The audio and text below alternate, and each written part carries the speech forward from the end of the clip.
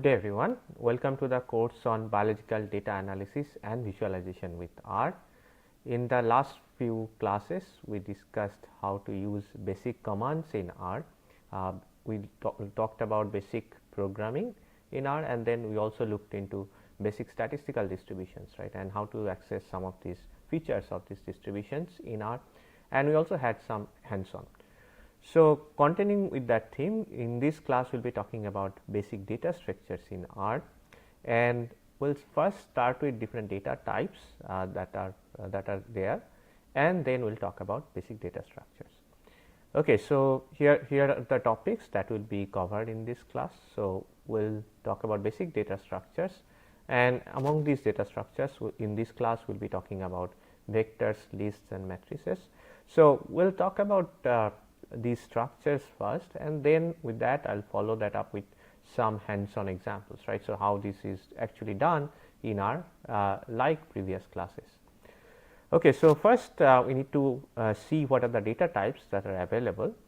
So, there are 4 types of data types that we can access in R. So, one is numeric data, right. So, it is 1, 2, 3, 4 the numbers that we have.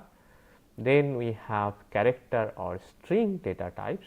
So, it could be letters, right, A, B, C, D, or could be words, right. So, those could be the string, right, like other programming languages. So, we also have the string.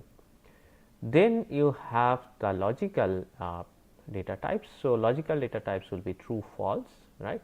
So, something like you want kind of binary kind of classification, right, true or false. So, that would be logical data types, and then we have factors.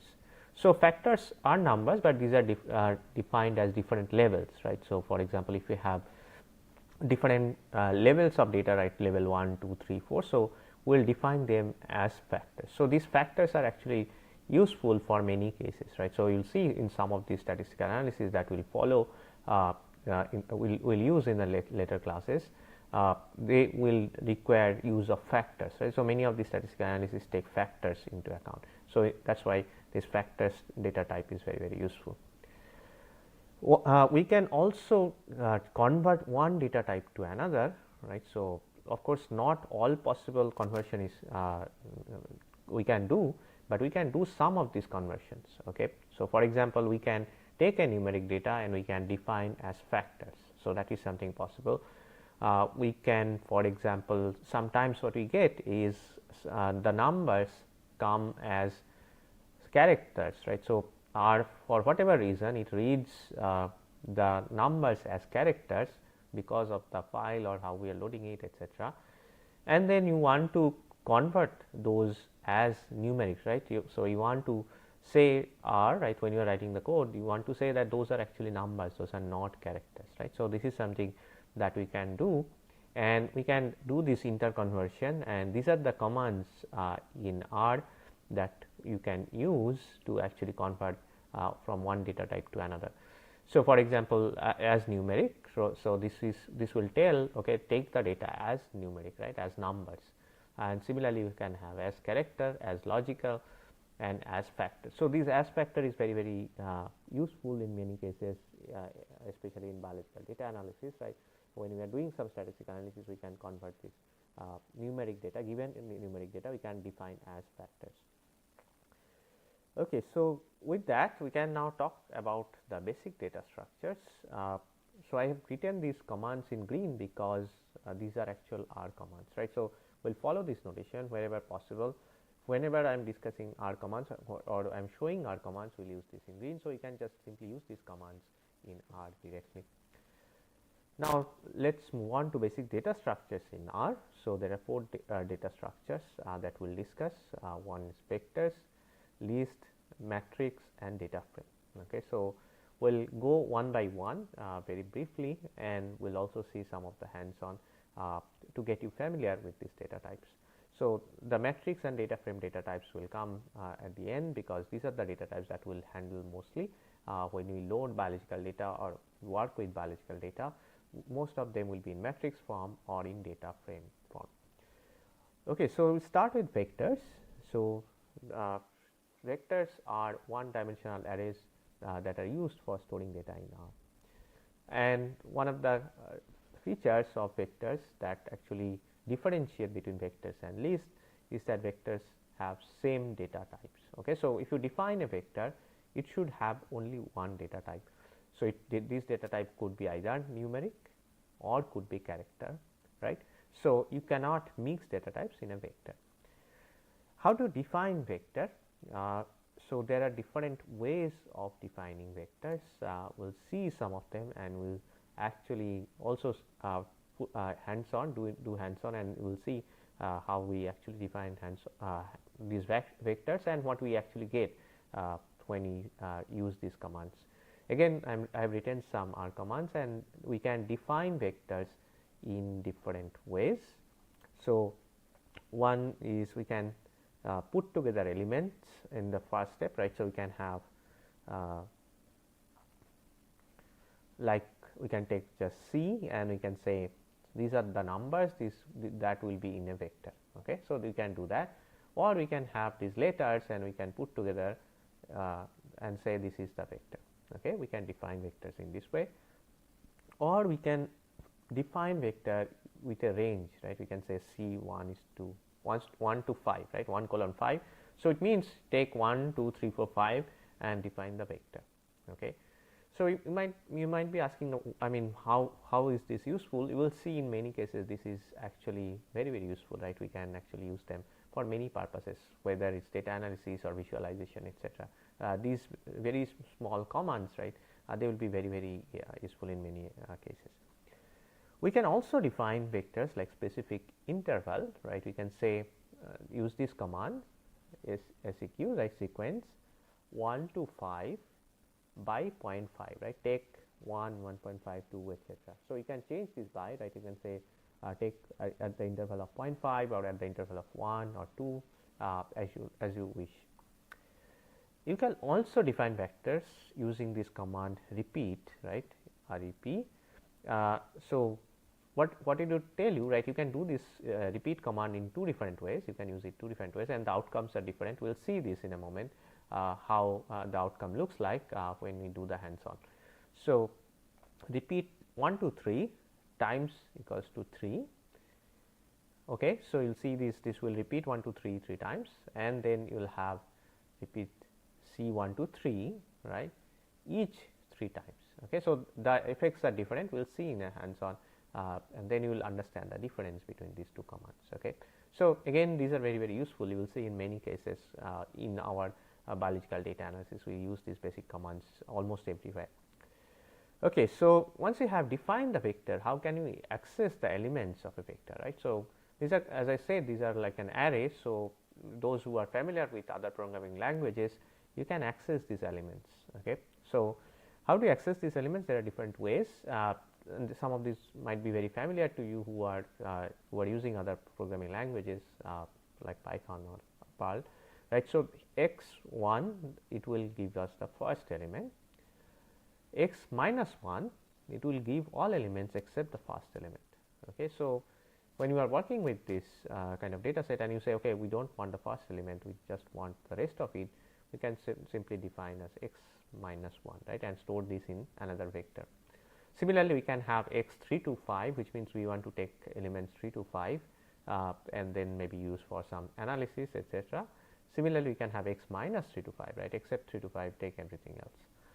And similarly, we can have xc 1, 4, 5, right. You can also separate out columns. It does not have to be the case that you want consecutive columns. You want maybe 1, 4, 5 or 1, 10, 30, something like that, and you can define your order. The columns that you need, you can define them like this. Okay. So again, we will see this. There are other different ways to access elements in vectors, right. For example, you can say x, take only those elements which x equal to 5. Okay, this is something that's also interesting. Or you can say x equal to a, right. If you are working with vectors which have only characters in there, you just say x equal to a. The other way you can do also, you can use this greater than less than sign. Okay, so this is something that's sometimes very, very useful. You can also say take only non-zero values of the vector, right, because we do not want to use the non-zero values in our model. So you can say take x values which are greater than 0. So, this is how we will write them x greater than 0. Okay.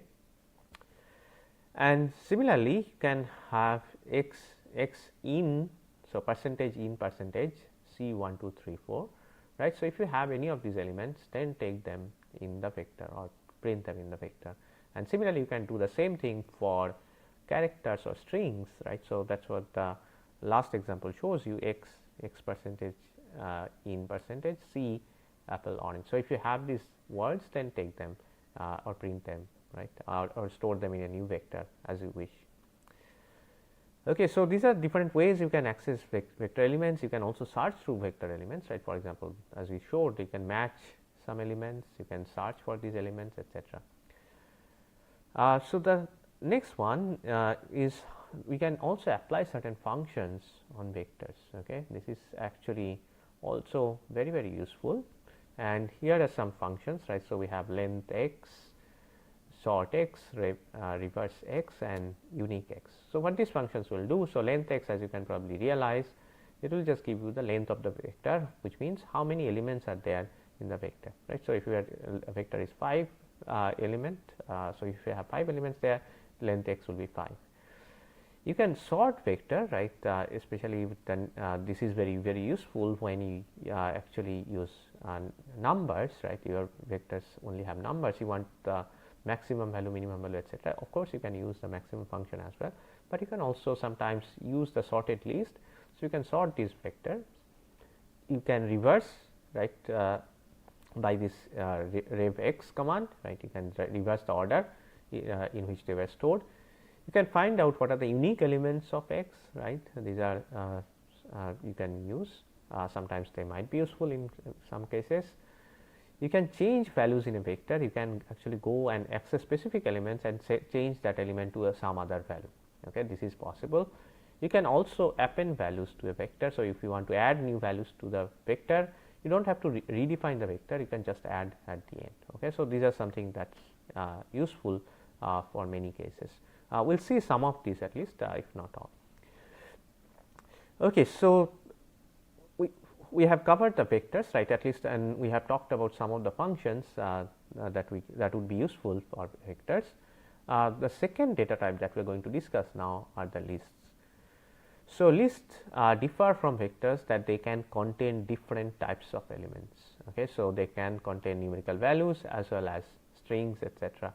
So, here is a list, right. You can see we have 1 2 3 and as well as these strings, right, apple, orange, pineapple, right. And we can similarly access elements in a list, right. There are different ways to access. Some of these concepts are very similar across different data types. You will see as we go along. So, again we will see this in the hands on, how we can access elements in a list, etc.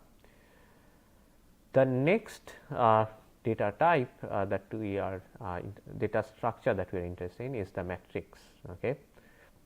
So, these are matrices are 2-dimensional arrays, right, to store data. So, how do you define this matrix is M, for example, you can use this command, right, M equals to matrix. So, X you can have a set of values, n row, n column. So, here are some numbers that I have given, you can define, right, how we want to distribute this set of values. So, X contains a set of values, right, and how do we actually want to distribute these values across rows and columns. So, in this example we have 2 rows and 3 columns. So, which means X must have 6 elements. If you have only one element, then that one element will be copied across all rows and columns. Okay. And then it says by row. So, you can also define whether you want to start with by row or by column. You can access these different aspects of this matrix is by row names, okay, and column names. Okay. So, this is something that is possible, and again this will be very useful when you actually use biological data. We load biological data and work with those biological data. In those cases, these commands will be very useful, row names and column names.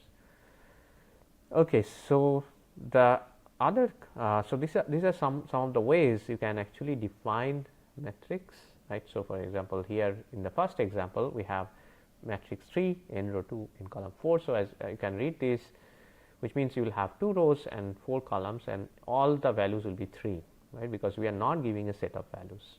Okay. So, if you want different values, you have to give it as a set of values, right. So, you have to have 8 values that will be distributed between these 2 rows and 4 columns. So, you can try this out. We will also try out some of these in our hands on. We can also define a diagonal matrix for which only we have diagonal elements and the rest of the elements are 0.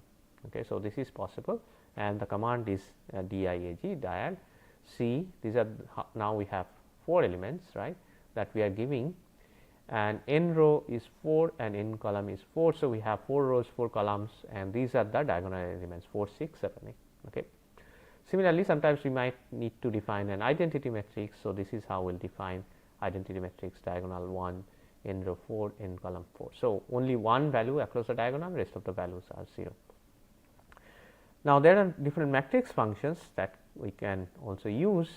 So, here are some of these functions that are very useful for our applications.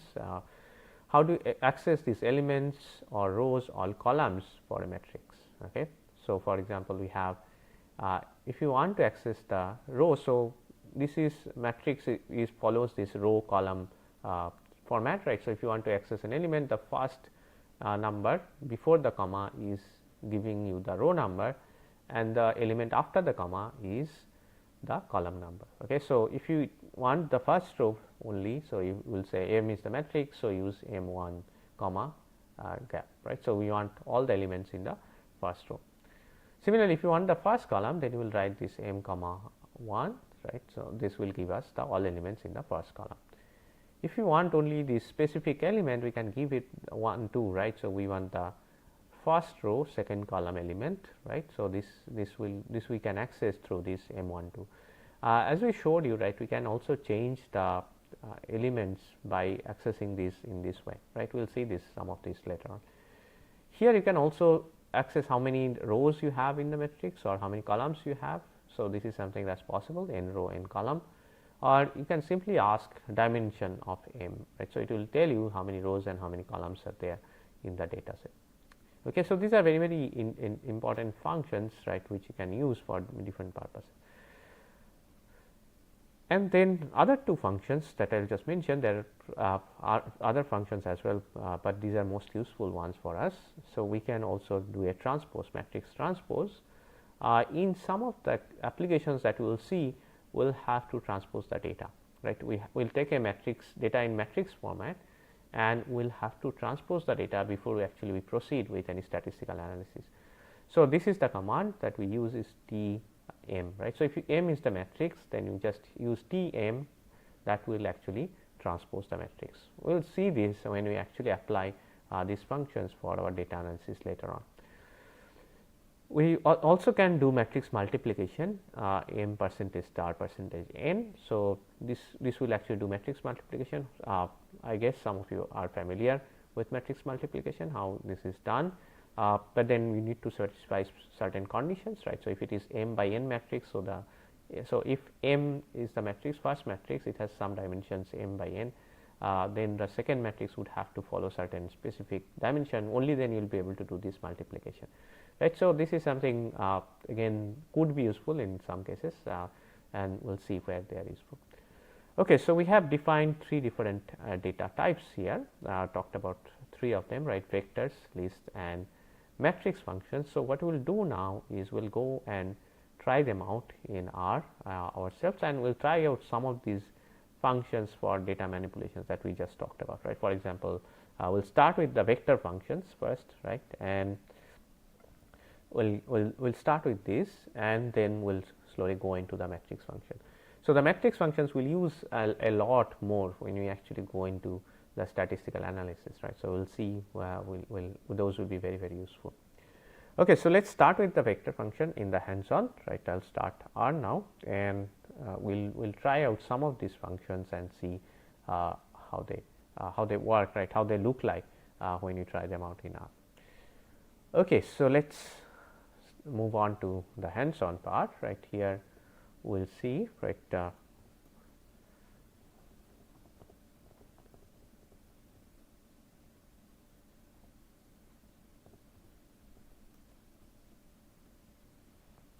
Okay. So, I have defined a vector, it is only numerical values, okay, and we can see that this is there, right, and we can then look into some of these functions on x, but before that we also want to see the other ways of defining vectors, right. So, we can say C 1 to 5, and then we also use the sequence function and the repeat function, right. So, let us try those.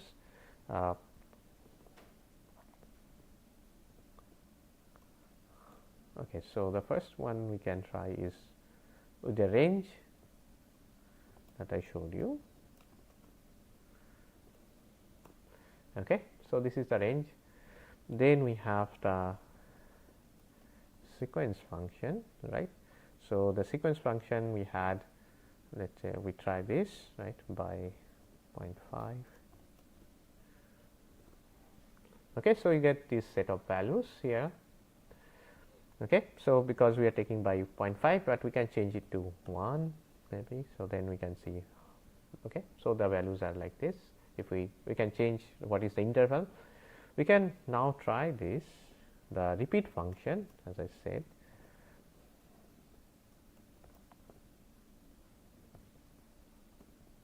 So, that is the command times 3, right, that is the first one we try, and let us see. Okay, so 1 2 3 is repeated 3 times, so that is very good. And then the other one we want to try is the each, right, each function, and you will see this is where the difference lies. So, if you use times, then it will 1 2 3 will be repeated 3 times, but if you use each equals to 3, then first we will get 3 1, then you will have 3 2 values, and then 3 3 values. Okay. So, this is how these functions are different. Okay, so let us see how we access the elements. As I said, right, in the presentation we have these elements, right. How do you access these elements, different elements? So, let us see. So, we are now working with this vector. So, this vector has 9 elements, right, and let us say we try this. What is the fourth element here? Fourth element is 2, right, and this is how we will access. Now, we might want, let us say, x minus 4. So, what you see is like 1 2 has been taken out, the fourth element has been taken out, and this is the vector that we are left with. Okay. So, if you want to store this, then you have to define a second vector, which is let us say x 2, and then x 2 will contain this value. Okay. X remains unchanged. Okay. So, if you want to create these vectors with after taking out some element or appending some element, then you have to store the data in a different vector. So, we can try the append function, for example, right. So, append function works like this. So, let us say append x 10, it will add this 10 value at the end of the x, right. So, this is what it is, but again if you have to store this, then you have to assign, right. So, we can use any of these assignment operators that we talked about last. So, we have to assign and define a new vector and assign this appended vector to this new vector, okay, x 3, which will take this. Okay. All right. So, we have seen how these vectors work. There are other ways we can try out some of these other functions and vectors as well, right. For example, we can try this, for example, x equal to 2. Okay. So, there are 3 elements in the vector that are equal to 2, right, and you can actually again define a vector and assign these values. Okay. Okay. So, this could be useful sometimes, but the one that we often use is this one, right. So, for example, we want only non-zero values, okay, from this vector. So, here there are no 0 values. So, everything will be stored, right, from x, but let us say if we define a new vector where we have some 0 values, and we define a new vector where we want only the non-zero values, okay, and you can see this x 2 contain only non-zero values. Okay. So, these are some of the functions. We can also check this, for example, x in 1 2 3 4, right. So, let us say x3 we are assigning another vector,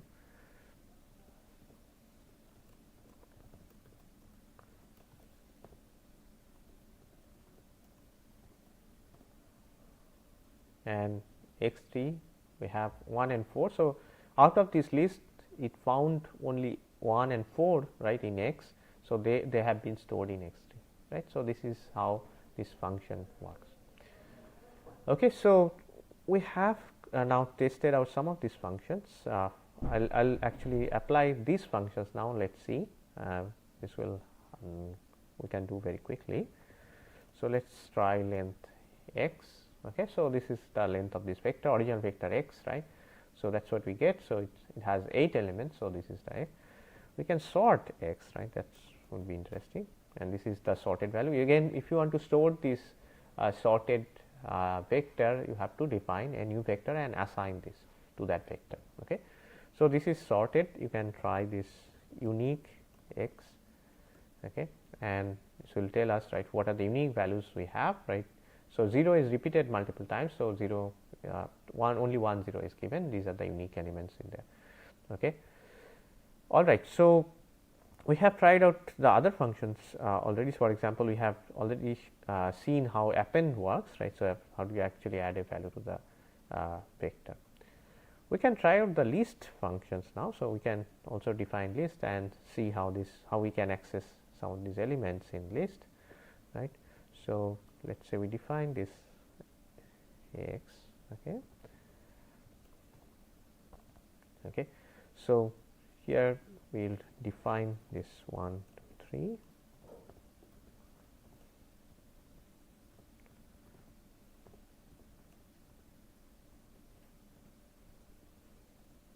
Okay. This is how the list will be defined. Again, list could be useful in many cases. We might have these elements where we have different types of elements, right, different data types in one list. Okay. So, how do you access these elements? So, if we you can see this number. So, x, so you have one double bracket, right. So, if we just type that, we will get only this 1 2 3, and if we type x2, we will get these elements a, b, c. Now, if you let us say want this only these 2, right, not 1 2 3, but only 2. So, how do you access that? Okay. So, I will type again. If you want to access these 2, number 2 here. So, this is the second element there, right. So, first we have to type this x1 within double brackets, then the second element, right, of that right. So, we have this now from this list we have just isolated these 2. So, this is the way you can actually access any element that you want, and you can use some of these functions that you have defined for vectors on some of these, right. So, you can try this out yourself. So, again, you can assign, for example, you can change the value here. Instead of 2, let us say you want 4, okay, and then now check again, and you see the element has changed, right. So, this is how you can actually change some of these values. Okay. Now, let us move on to the matrix part, right. These are the ones that we'll use a lot, right, and this is something that is very, very useful. Okay. So, let us define a matrix first, and then we can try out some of these functions and see how this works. So, let us say we define a numerical matrix, right. Okay. So, we have 8 values, right. So, we need, let us say, in row 4 and in column 2, right. So, it will distribute these 8 values by in 4 rows and 2 columns. Okay. So, this is how the matrix will be created, and this is how it would look like. Okay. Now, you might want to see, right, for example, you can want the dimensions, it will say 4 2. So, 4 rows and 2 columns. You can also ask, right, so m, how many rows, how many columns are there, using the n row and columns. Now, you might want okay. So, we might want to change the perhaps the names of the columns and names of the rows, right. So, maybe you can say column names M, right. We are assigning, right, let us say x, y. Okay. Now, let us see how this works. Okay. So, you see now this x, y has been assigned as column names. Okay. Similarly, you can assign row names in similar way, right, and you can also get row names. How do you access these elements? As I said, right, if we just type M1 M within bracket 1 comma, right. So, we are accessing the first row, right, it will tell us these values. Similarly, we can access the first column or second column, right, by this command M comma 2, right. So, we get the values of the second column, right. So, this is how we access, and then we can also access, let us say 1 2, right, and this is the element that we will get. Okay.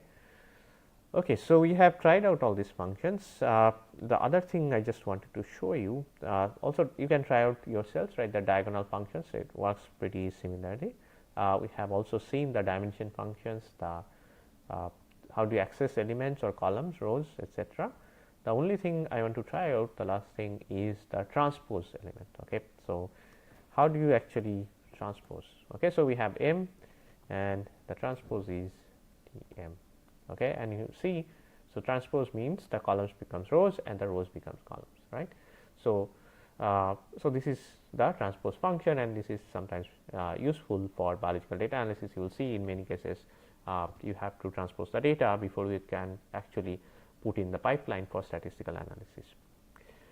Okay, so with that we will conclude this class. So, just to conclude, so we have talked about the basic data types in R as well as the basic data structures that are there.